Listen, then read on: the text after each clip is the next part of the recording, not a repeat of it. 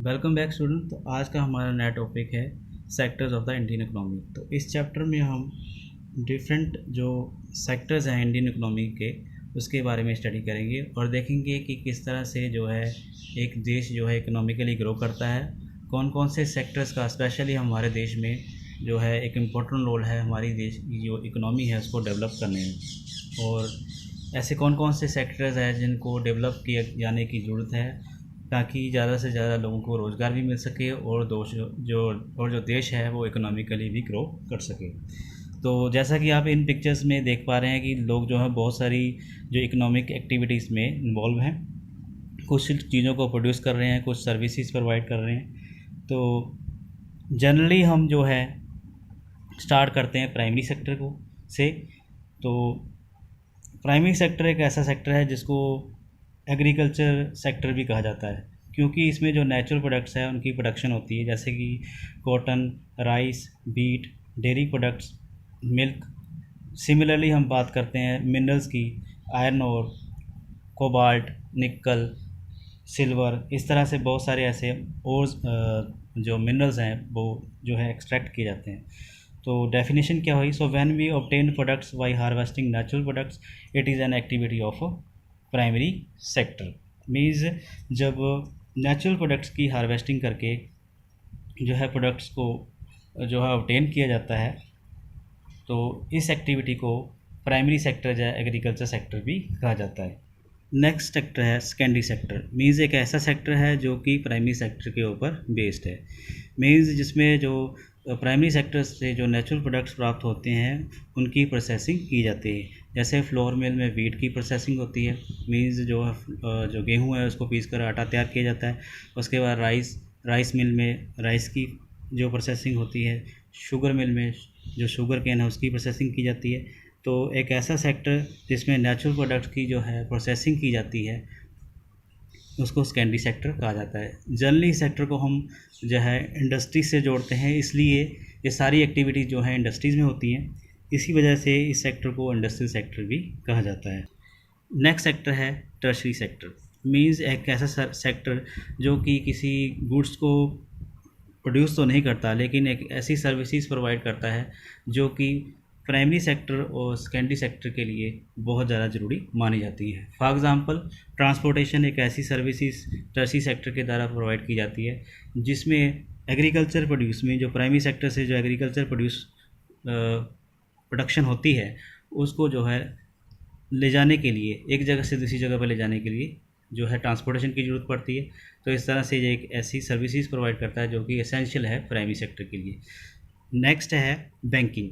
Banking means किसी भी तरह की जो इकोनॉमिकल एक्टिविटी मीन्स किसी भी इंडस्ट्री को लगाने के लिए पैसे की ज़रूरत पड़ती है। तो जो बैंक है वो लोन प्रोवाइड करता है ताकि जो है इंडस्ट्रीज़ को इस्टेब्लिश किया जा सके। इंश्योरेंस एक ऐसी सर्विसेज है जो कि टर्शरी सेक्टर के द्वारा प्रोड्यूस की जाती है, बहुत ही इम्पोर्टेंट मानी जाती है किसी भी इंडस्ट्रीज़ में, जिसके बारे में आप डिटेल में आगे स्टडी करेंगे। तो टर्शरी सेक्टर को सर्विस सेक्टर भी कहा जाता है। तो इसमें बहुत सारी जो इकोनॉमिक एक्टिविटीज़ हैं जो कि बहुत सारी इकोनॉमिक एक्टिविटीज़ जो है सर्विसेज के रूप में चलती हैं, जैसे कि एक स्कूल के लिए हमें टीचर्स, हॉस्पिटल के लिए डॉक्टर्स, और दूसरे जो पर्सनल सर्विसेज हैं जैसे कि वॉशरमैन, बार्बर्स, कोबलर्स, लॉयर्स और ऐसे लोग जो कि एडमिनिस्ट्रेटिव वर्क करते हैं, अकाउंट का वर्क करते हैं, ये सब चीज़ों की ज़रूरत पड़ती है। टेक्नोलॉजी के डेवलप होने से और भी नई सर्विसेज आने लगी हैं, जैसे कि इंफॉर्मेशन टेक्नोलॉजी के आने से इंटरनेट कैफ़े, एटीएम बूथ्स और जो कॉल सेंटर्स हैं, सॉफ्टवेयर कंपनीज़ हैं, ये भी हमारी लाइफ के लिए बहुत ज़्यादा इंपॉर्टेंट बन गई है। तो नेक्स्ट हम कंपेयर करेंगे इन तीनों सेक्टर्स को। प्राइमरी, सेकेंडरी और टर्शरी सेक्टर में बहुत सारी सर्विसेज और जो है गुड्स प्रोड्यूस होती हैं। तो नेक्स्ट हम देखते हैं कि कितनी सर्विसेज इन तीनों सेक्टर्स में प्रोड्यूस हो रही हैं। इकोनॉमी में तीनों सेक्टर्स में जो दो सेक्टर्स हैं वो ऐसे सेक्टर्स हैं जो कि डोमिनेट करते हैं एक की बजाय। मींस तीनों सेक्टर्स में दो सेक्टर हैं जो कि डोमिनेट करते हैं तीसरे की बजाय। मींस एक ऐसा सेक्टर है जो कि एम्प्लॉयमेंट को जनरेट करने में दूसरे सेक्टर से ज़्यादा इम्पोर्टेंट माना जाता है, जबकि जो अदर सेक्टर हैं वो साइज में छोटे होते हैं। तो how do we count the various goods and services and know the total production in E sector. तो इसके लिए क्या क्राइटेरिया है, किस तरह से हम चीज़ों और जो सर्विसेज प्रोड्यूस हो रही हैं विद इन ए सेक्टर उसको कैलकुलेट करते हैं। तो जनरली हम जो है इसके लिए एक बहुत ही इम्पोर्टेंट टर्म आपने सुना भी होगा, जीडीपी, जिसका बहुत ज़्यादा यूज़ जो है हमें देखने को मिलता है, न्यूज़ में भी हम देखते हैं। ग्रॉस डोमेस्टिक प्रोडक्ट एक ऐसी सर्विसेज है, एक ऐसी टर्म है जिसका यूज़ है इकोनॉमिस्ट करते हैं किसी भी देश की जो इकोनॉमिक डेवलपमेंट है उसको असेस करने के लिए। तो इसको हम अच्छी तरह से समझते हैं। पहले इसकी डेफिनेशन देख लेते हैं। The value of final goods and services produce with in each sector during a particular year provide the total production of the sector for the year. Means तीनों सेक्टर्स को मिलाकर जितनी गुड्स और सर्विसेज फाइनली प्रोड्यूस हो रही हैं उन तीनों को मिलाकर जो है किसी भी देश की जो इकोनॉमिक डेवलपमेंट है हर एक सेक्टर में जो है उसको असेस किया जाता है। इसको अच्छी तरह से समझने के लिए हम एक एग्ज़ाम्पल लेते हैं। जैसा कि आप जो है बुक में देख ही पा रहे हैं कि मान लीजिए एक किसान जो है वो 8 रुपये पर केजी जो है अपनी गेहूं को बेच देता है। जो उसके बाद जो सेकेंडरी सेक्टर में जो फ्लोर मिल है वो उसको ग्राइंड करके फाइनली बिस्कुट कंपनी को 10 रुपये पर केजी के हिसाब से बेच देती है। उसके बाद बिस्कुट कंपनी जो है इस आटे का यूज़ जो है बिस्कुट बनाने के लिए करती है और इस आटे से वो जो है 4 पैकेट बनाती है बिस्कुट के और इसको 15 रुपये पर पैकेट के हिसाब से मीन्स 60 रुपये जो है अर्न कर लेती है। तो बिस्कुट यहाँ पे फाइनल गुड्स हैं और जो कि जो कंज्यूमर्स के पास पहुँचते हैं। तो इस तरह से हम देख रहे हैं कि किस तरह से जहाँ पे जो है फाइनली कितनी गुड्स कितनी चीज़ें तैयार हो रही हैं और कितने लोग जो है इस एक्टिविटी में इन्वॉल्व हो रहे हैं। तो इस तरह से हम फाइनल गुड्स और सर्विसेज को काउंट करके जो है किसी भी देश की जो इकोनॉमी जीडीपी है उसको कैलकुलेट किया जाता है। हमारे देश में ये जीडीपी कलेक्शन का काम सेंट्रल गवर्नमेंट के जो फाइनेंस डिपार्टमेंट है, जो वित्तीय विभाग है, उसके द्वारा किया जाता है।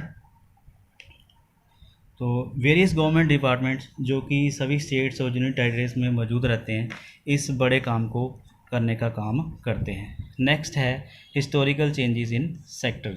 मीन्स हिस्ट्री में हम रिसेंट टाइम में हम देखेंगे कि किस तरह से जो तीनों सेक्टर्स में कुछ ज़रूरी बदलाव हुए हैं और इनकी क्या हिस्ट्री रही है, किस सेक्टर ने ग्रो किया है, किस तरह से ड्रामेटिकली इसमें चेंजेस देखने को मिले हैं। इतिहास की बात करें तो ये शुरू से ही देखा जाता है कि हमारा जो देश है वो एग्रीकल्चर कंट्री है। लगभग 70% ऑफ पीपल जो है वो एग्रीकल्चर एक्टिविटीज़ में इन्वॉल्व हैं। तो देश की इनिशियल स्टेट डेवलपमेंट में प्राइमरी सेक्टर जो है इकोनॉमिक एक्टिविटी में बहुत ज़्यादा ऊपर रहा है। जैसे ही खेती के तरीक़ों में बदलाव हुआ, मीन्स टेक्नोलॉजीज़ आने लगी, ग्रीन रिवोल्यूशन आया, एग्रीकल्चर सेक्टर प्रॉस्पर हुआ, तो इससे ज़्यादा फूड की प्रोडक्शन जो है शुरू हो गई और इसे चीज़ों को जो है ले जाने के लिए ट्रांसपोर्ट सिस्टम डेवलप हुआ, जिसको हम टर्सी सेक्टर में पीछे पड़ चुके हैं। टेक्नोलॉजी के डेवलप होने से फैक्ट्री सेटअप होने लगी और ज़्यादा से ज़्यादा लोग जो है अब जो है प्राइमरी सेक्टर से हटकर, मीन्स एग्रीकल्चर एक्टिविटी से हटकर जो है इन फैक्ट्रीज़ में वर्क करने लगे। इन पिछले 100 वर्षों की बात करें तो ये जो नंबर्स है वो सेकेंडरी सेक्टर से शिफ्ट होकर टर्सी सेक्टर में शिफ्ट हो गया है। तो इस ग्राफ में हम अच्छी तरह से देख पा रहे हैं कि 1970 और 71 में किस तरह से जो है कितने कौन से सेक्टर ने कितना कंट्रीब्यूट किया है जीडीपी में। तो जैसे कि आप देख पा रहे हैं प्राइमरी सेक्टर में जो है किस तरह से जो है प्रोडक्शन हुई थी, rupees in crores, secondary sector, उसके बाद टर्सी सेक्टर। नेक्स्ट जो है हमने आगे नेक्स्ट देखना है 2010 और 11 में। तो आप क्लियरली आप देख पा रहे हैं कि जीडीपी प्रोडक्शन में जो प्राइमरी सेक्टर का जो कंट्रीब्यूशन है वो काफ़ी जो है जो पहले देश की आज़ादी से पहले जो बात करें हम 1947 के बाद जो बहुत ज़्यादा इन्वॉल्व रहता था वो बहुत कम हुआ है और इसकी जगह जो है टर्सी सेक्टर ने ले ली है। Next, rising importance of the टर्सी sector in production. तो किस तरह से जो है टर्शी सेक्टर की इम्पोर्टेंस जो है प्रोडक्शन में बढ़ गई है, इसके बारे में नेक्स्ट हम पढ़ेंगे। तो टर्शी सेक्टर की इम्पोर्टेंस बढ़ने के पीछे बहुत से कारण हैं। तो सबसे पहला कारण है बहुत से देशों में कई सर्विसेज जैसे कि हॉस्पिटल, एजुकेशनल इंस्टीट्यूशंस,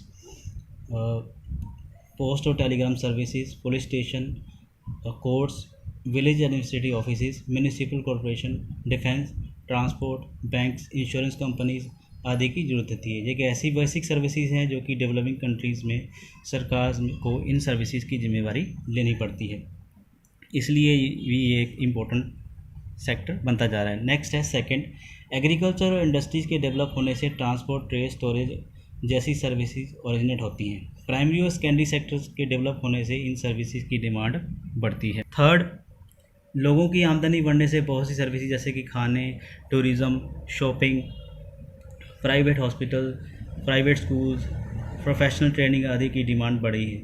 ये चीज़ें बढ़ने से शहरों में जो है बड़ी तेज़ी से बदलाव आए हैं। फोर्थ, पिछले कुछ डिकेड से कुछ नई सर्विसेज जैसे कि इंफॉर्मेशन और कम्युनिकेशन टेक्नोलॉजी इम्पोर्टेंट और एसेंशियल बन गई हैं। हालांकि सर्विस सेक्टर के सभी सेक्टर्स एक जैसे ग्रो नहीं किए हैं। इनमें से कुछ में जो है डेवलपमेंट हुई है, कुछ में नहीं है।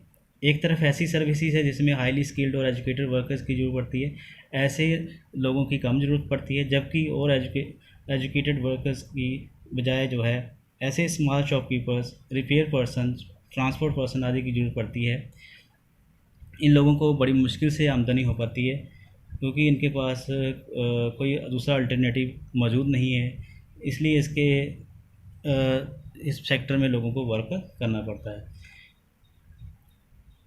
नेक्स्ट हम देखते हैं कि कौन कौन से सेक्टर में कितने परसेंटेज ऑफ पीपल जो है वो जो है काम कर रहे हैं।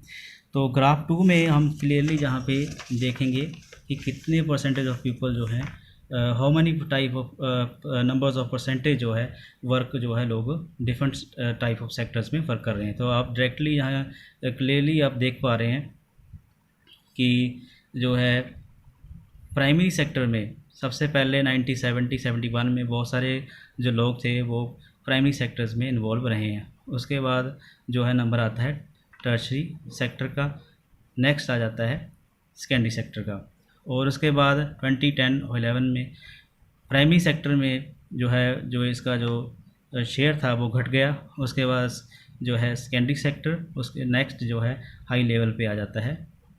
जीडीपी प्रोडक्शन में जो है जो टर्शरी सेक्टर का जो कंट्रीब्यूशन है वो बहुत ज़्यादा था। 1971 में जो जीडीपी प्रोडक्शन में जो प्राइमरी सेक्टर का जो कंट्रीब्यूशन था वो बहुत ज़्यादा था। नेक्स्ट हम देख देते हैं कि कितना परसेंटेज ऑफ जो लोग हैं वो इसमें वर्क कर रहे हैं। तो 1970-71 में बहुत सारे लोग जो थे वो एग्रीकल्चर एक्टिविटी में इन्वॉल्व रहे थे। उसके बाद कुछ फैक्ट्रीज में चले गए, और तीसरा जो है कुछ हद तक जो है टर्शरी सेक्टर में जो सर्विस सेक्टर है उसमें काम करने के लिए चले गए। लेकिन टेक्नोलॉजी के डेवलप होने से एग्रीकल्चर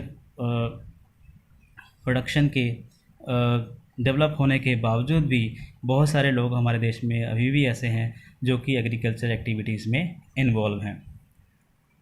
अभी भी टर्शरी सेक्टर में बहुत ज़्यादा वर्क करने की ज़रूरत है ताकि ज़्यादा से ज़्यादा लोग जो है प्राइमरी सेक्टर से जो है वो टर्शरी सेक्टर में शिफ्ट हो सकें। तो इस टॉपिक में इतना ही। नेक्स्ट हम जो है दूसरे टॉपिक इस रिलेटेड से इसी चैप्टर से रिलेटेड टॉपिक को देखेंगे।